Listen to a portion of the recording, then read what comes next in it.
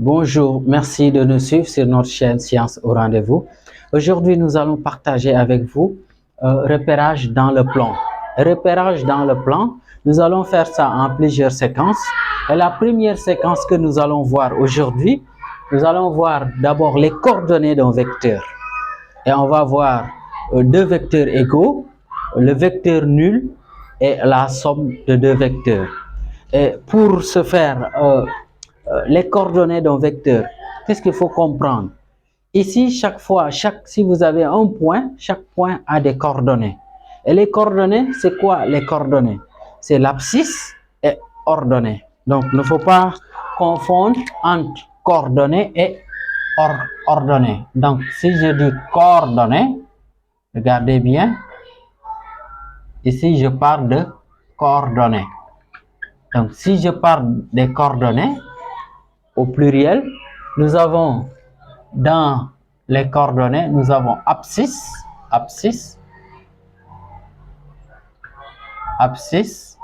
nous avons ordonnée.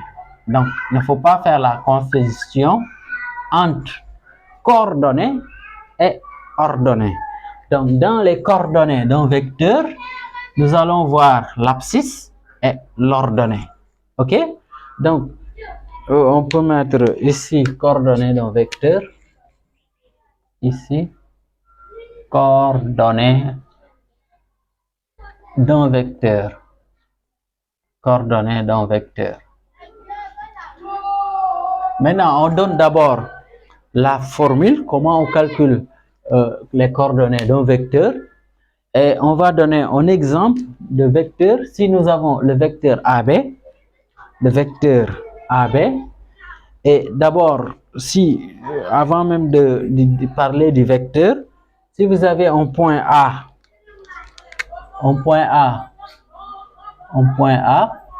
de coordonnées XA, YA, et un point B de coordonnées XB, YB.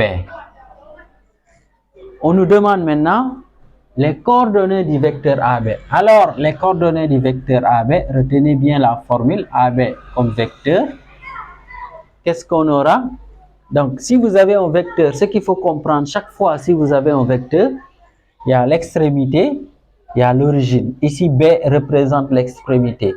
Donc, on va avoir ici X de B moins X de A. Donc, ça sera l'abscisse du vecteur AB. Et pour l'ordonnée, on fait la même chose. On aura Y de B moins Y de A. Et donc, ce sont là les coordonnées d'un vecteur AB. Et donc, c'est très simple. D'une manière pratique, on va donner un exemple très simple. Exemple. Là, supposons j'ai le point A de coordonnées 2, ici, moins 3. Et B de coordonnées moins 1, ici 5. Ben, je donne des exemples, un exemple comme ça. Ok, ce qu'il faut comprendre aussi, si on donne les coordonnées, on peut aussi donner les coordonnées sous forme, donc d'une manière verticale. Ok, là, on va appliquer tout simplement la règle. Les coordonnées du vecteur AB, comment on va faire? Là, quelle est l'abscisse de B? L'abscisse, c'est ici moins 1. Donc, on aura moins 1 moins l'abscisse de A, moins 2. OK? On met point virgule ici. On passe à l'ordonnée. Donc, l'ordonnée de B, c'est Y de B. Donc, c'est 5 moins l'ordonnée de A. Ici, maintenant, il faut faire très attention parce que nous avons moins 3. Donc, on aura moins 3. OK? Finalement, qu'est-ce que cela va nous donner? On a AB, vecteur AB, moins 1, moins 2, ça donne tout simplement moins 3, point virgule. Ici, on a moins fois moins, ça donne plus. Donc, on aura 5 plus 3. 5 plus 3, c'est 8. Donc, ce sont là les coordonnées du vecteur AB. Donc, c'est très simple. On va voir maintenant deux vecteurs égaux. Et si vous avez un vecteur que j'ai nommé par exemple V de coordonnées x, y, donc je disais tout à l'heure, pour la notation des coordonnées, on peut le faire d'une manière horizontale ou bien d'une manière verticale comme on l'a fait ici. Donc ici, je considère deux vecteurs U et, voilà, comme j'ai mis x, y ici, pour les différencier, on peut mettre x', y'. Maintenant, quand ces deux vecteurs-là sont égaux, donc le vecteur V est égal au vecteur U si et seulement si l'abscisse de V égale à l'abscisse de U et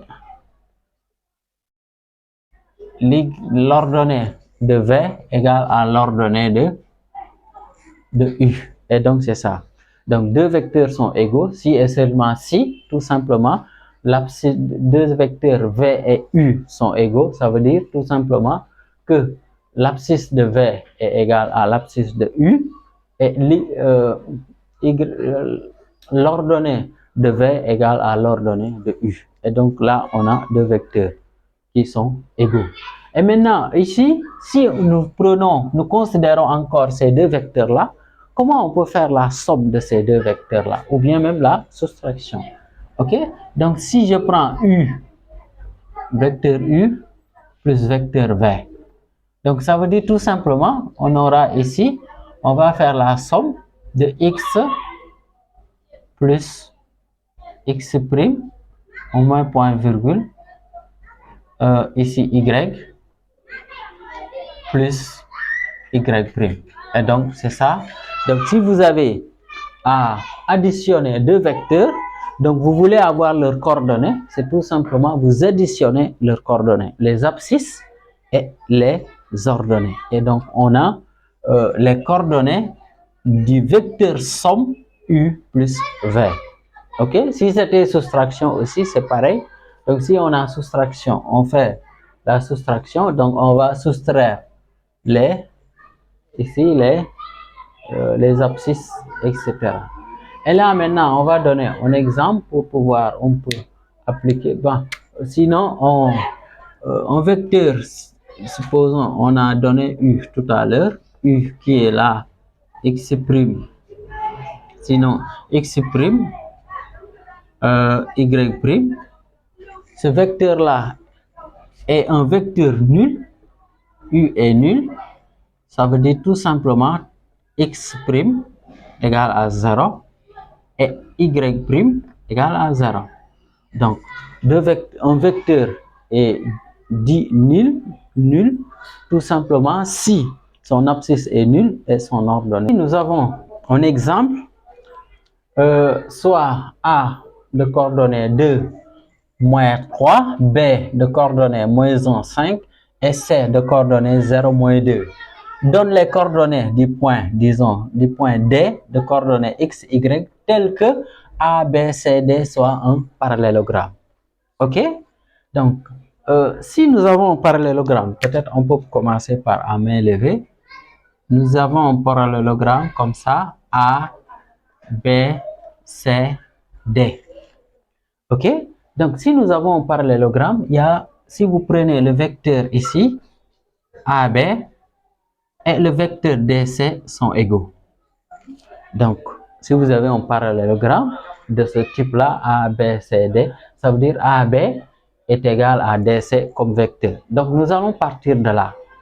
Donc là, nous allons calculer les coordonnées du vecteur AB est égal aux coordonnées du vecteur DC. Maintenant, DC, comme on ne connaît pas les coordonnées du vecteur D, on va exprimer les coordonnées du vecteur D en fonction de X et de Y. On corrige ensemble. Et là, nous avons dit tout simplement que nous avons deux vecteurs qui sont égaux. Donc, on va dire tout simplement, si A, B, C, D est un parallélogramme, alors tout simplement, le vecteur AB est égal au vecteur DC. Ok, nous l'avons tout à l'heure montré dans le schéma qu'on a donné. Et pour ce faire, nous allons calculer les coordonnées de AB. Donc, pour calculer les coordonnées de AB, donc c'est x de B moins x de A. Donc, on aura moins 1, moins 2, point virgule ici, 5, moins 3, ça donne plus 3. Ok? Donc, ce sont là les coordonnées. Donc, on peut dire, cela implique tout simplement AB. Ici, on calcule moins 1, moins 2, ça donne moins 3. Ici, ça en donne 8. Ok? Donc, maintenant, pour DC, nous allons déterminer les coordonnées, mais en considérant tout simplement X et Y parce qu'on ne connaît pas les coordonnées de D. D'ailleurs, c'est ça notre objectif, déterminer les coordonnées de D. Et pour ce faire, ici, coordonnées de DC, on aura X de C. Et X de C, c'est combien ici? X de C, c'est 0. Donc, on aura 0 moins X. Parce que ici, coordonnées, l'abscisse de D, c'est X. Ok, point virgule, ici, on aura moins 2, moins Y. Donc, ce sont là les coordonnées de DC. Ben, pour être un peu simple, on peut écrire ceci. On aura moins X, ici, moins 2, moins Y. Et ce sont là les coordonnées de DC. Maintenant, on a appris tout à l'heure que si vous avez un parallélogramme, il y a deux vecteurs qui sont égaux. Donc, ça veut dire tout simplement les vecteurs AB et DC sont égaux. Et si les vecteurs sont égaux, ça veut dire l'abscisse de AB est égale à l'abscisse de DC.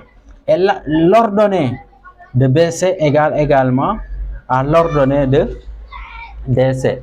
Donc là, on va dire AB vecteur égale à DC vecteur. Cela équivaut tout simplement, on aura en fait là, ici, on peut dire moins X égale à moins 3. Et ici, moins 2, moins Y égale à 8. Et là, maintenant, on va déterminer tout simplement.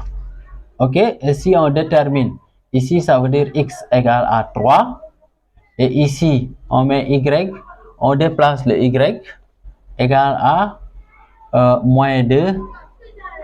On déplace le 8, moins 8.